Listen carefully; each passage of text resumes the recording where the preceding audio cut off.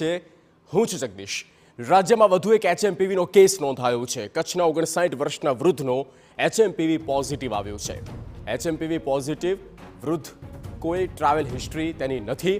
વૃદ્ધને અમદાવાદની ખાનગી હોસ્પિટલમાં લઈ જવામાં આવ્યા. ગુજરાતમાં એચએમપીવીના કેસની સંખ્યા 5 પર પહોંચી ગઈ છે. એચએમપીવીનો સંક્રમણ વધતું જઈ રહ્યું છે. ખૂબ જ ધીમી ગતિએ પણ સંક્રમણ વધી રહ્યું છે તે ચિંતાનો વિષય છે. સંવાદદાતા જિગ્નેશ પટેલ ફોનલાઈન પર. જિગ્નેશ, પૂરી વિગત.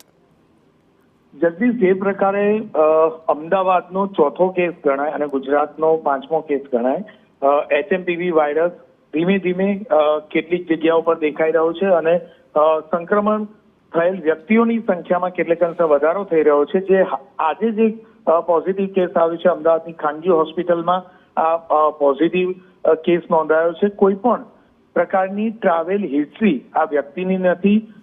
59 વર્ષના એક પુરુષનો રિપોર્ટ પોઝિટિવ આવ્યો છે, જેઓ કચ્છના છે, જેમને અમદાવાદની ખાનગી હોસ્પિટલમાં સારવાર અર્થે રાખવામાં આવ્યા છે અને આગામી સમયમાં કોઈ પણ પ્રકારે સંક્રમણ વધે નહીં તે બાબતે હેલ્થ વિભાગ કામગીરી કરી રહ્યું છે. જગદીશ. ઓકે જિગ્નેશ, આભાર તમામ માહિતી માટે. તો આ 5મો ગુજરાતનો કેસ છે. આમ કુલ 5 કેસ અને જ્યાં એક સરખા તેના લક્ષણો એચએમપીવી પોઝિટિવ છે અને તેમની સારવાર ચાલી રહી છે.